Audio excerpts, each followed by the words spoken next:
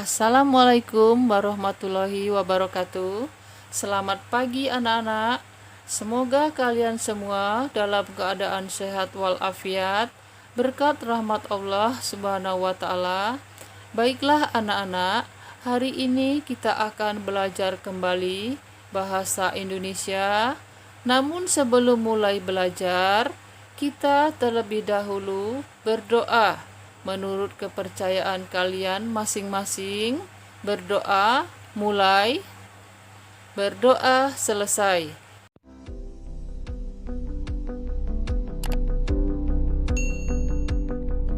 Menggali khazanah budaya melalui puisi rakyat.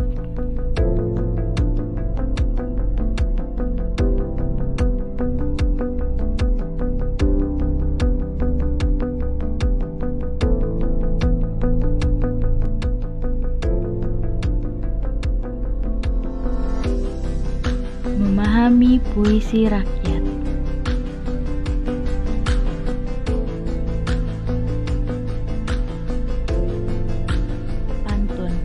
Pantun merupakan jenis puisi lama yang memiliki 4 bait yang terdiri dari sampiran dan isi.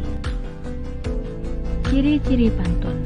Yang pertama, tiap bait atau kumpulan larik dalam pantun terdiri atas 4 larik atau baris atau deret. Yang kedua, tiap larik terdiri atas 4 sampai dengan 6 kata. Yang ketiga, tiap larik terdiri atas 8 sampai dengan 12 suku kata. Yang keempat, larik pertama dan kedua merupakan sampiran. Yang kelima, larik ketiga dan keempat merupakan isi. Yang keenam, rima atau persamaan bunyi atau persajakan akhir larik bersajak ABAB. Yang ketujuh, bunyi akhir larik pertama dan ketiga harus sama. Bunyi akhir larik kedua dan keempat juga harus sama. Perlu diketahui, bunyi akhir larik pertama dan ketiga tidak sama dengan larik kedua dan keempat. Yang kedelapan, tiap bait atau kumpulan larik dalam pantun terdiri atas 4 larik atau baris atau deret. Jenis-jenis pantun terbagi menjadi 3. Yang pertama, berdasarkan isinya. Yang kedua, berdasarkan bentuknya. Yang ketiga, berdasarkan siklus kehidupan atau usia. Kaidah kebahasaan pantun. Yang pertama, diksi. Diksi diartikan sebagai pilihan kata yang tepat dan selaras dalam penggunaannya untuk mengungkapkan gagasan sehingga diperoleh efek tertentu seperti yang diharapkan. Yang kedua, bahasa kiasan.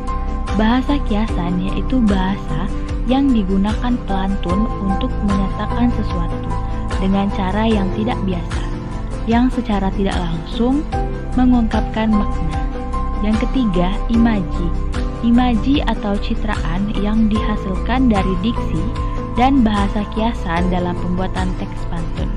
Pengimajian akan menghasilkan gambaran yang diciptakan secara tidak langsung oleh pelantun pantun. Yang keempat, bunyi atau rima dan irama.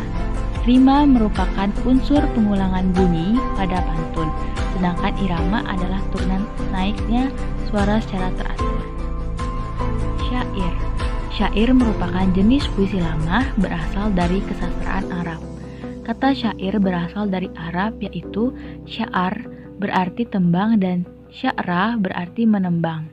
Dalam kesastraan Indonesia, syair sering digunakan sebagai pengubah cerita atau mengungkapkan sesuatu kisah. Syair biasa digunakan untuk menceritakan sesuatu yang panjang seperti dongeng atau suatu kejadian. Isi syair mengandung nasihat, kiasan, khayalan, unsur-unsur agama atau kepercayaan. Ciri-ciri syair. Yang pertama, terdiri atas 4 larik atau baris setiap bait. Yang kedua, setiap bait memberi arti sebagai satu kesatuan. Yang ketiga, semua baris merupakan isi. Dalam syair tidak ada sampiran. Yang keempat, sajak akhir tiap baris selalu sama. Yang kelima, jumlah suku kata tiap baris hampir sama. 8 sampai dengan 12 suku kata. Yang keenam, isi syair berupa nasihat, petuah, cerita, lukisan, peristiwa, pengajaran, ataupun mistik.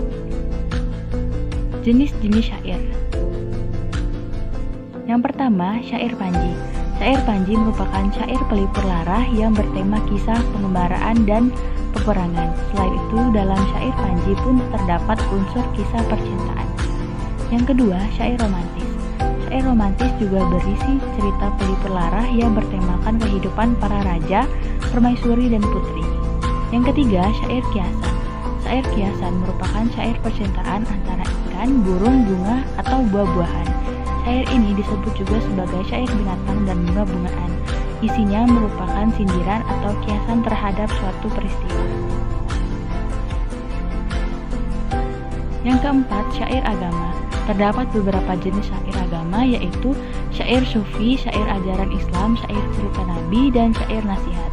Yang kelima, syair sejarah. Syair sejarah merupakan syair yang berdasarkan pada cerita sejarah seperti peperangan. Gurindam. Gurindam adalah puisi lama yang berasal dari India. Istilah gurindam berasal dari bahasa India, yaitu kirindam, berarti mula-mula atau perumpamaan.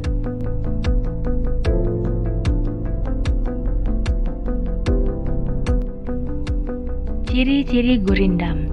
Terdiri atas 2 baris dalam sebait. Tiap baris memiliki jumlah kata sekira 10 sampai dengan 14 kata. Tiap baris memiliki irama sama atau bersajak AA, BB, CC, dan seterusnya. Satu bait gurindam merupakan satu kesatuan utuh. Baris pertama berisi soal, masalah, atau perjanjian. Baris kedua berisi jawaban, akibat masalah, atau perjanjian baris pertama. Jadi, isi atau maksud gurindam terdapat pada baris kedua. Isi gurindam berupa nasihat, filosofi hidup, dan kata-kata mutiara. Jenis-jenis gurindam. Yang pertama, gurindam berangkai adalah bentuk gurindam yang ditandai dengan kata yang sama pada baris pertama tiap baitnya. Contohnya, lakukan saja yang menurutmu benar. Lakukan saja yang menurutmu pantas. Hidup hanya bergantung hati.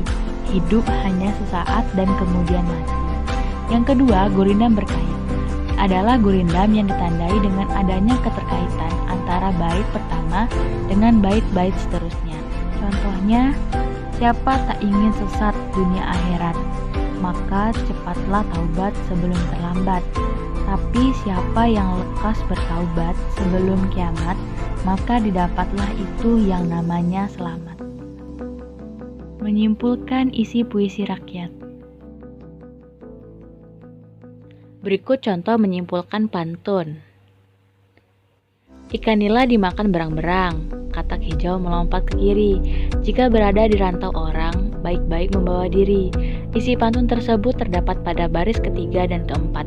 Maksud atau isi pantun tersebut adalah jika seseorang sedang merantau, hendaklah bisa membawa diri. Selanjutnya contoh menyimpulkan syair. Wahai muda, kenali dirimu. Ialah perahu tamsil hidupmu. Tiadalah berapa lama hidupmu. Ke akhirat jua kekal hidupmu. Setiap baris dalam syair tersebut mengandung isi. Isi syair tersebut berupa nasihat. Syair tersebut mengandung isi kaum muda hendaklah mengenali diri sendiri untuk menempuh perjalanan hidup menuju hidup kekal abadi. Selanjutnya, contoh menyimpulkan gurindam. Jika hendak mengenal orang mulia, lihatlah kepada kelakuan dia. Baris pertama gurindam berisi masalah dan baris kedua berisi jawaban masalah tersebut. Gurindam tersebut berisi seseorang dikatakan memiliki hati mulia, dapat dilihat dari perbuatan yang dilakukannya sehari-hari. Menelaah struktur dan kebahasaan pada puisi rakyat. Yang pertama, menelaah struktur dan kebahasaan pantun. dibagi menjadi dua. Yang pertama, sampiran. Sampiran adalah pengantar agar pembaca mau membaca larik ketiga dan keempat pantun. Yang kedua, isi. Isi adalah maksud atau tujuan pantun. Isi pantun biasanya berupa pikiran, perasaan, nasihat, kebenaran, pertanyaan, atau teka-teki. Isi pantun juga mengandung pesan yang disampaikan pemantun kepada orang lain. Kedua, menelaah struktur dan kebahasaan syair.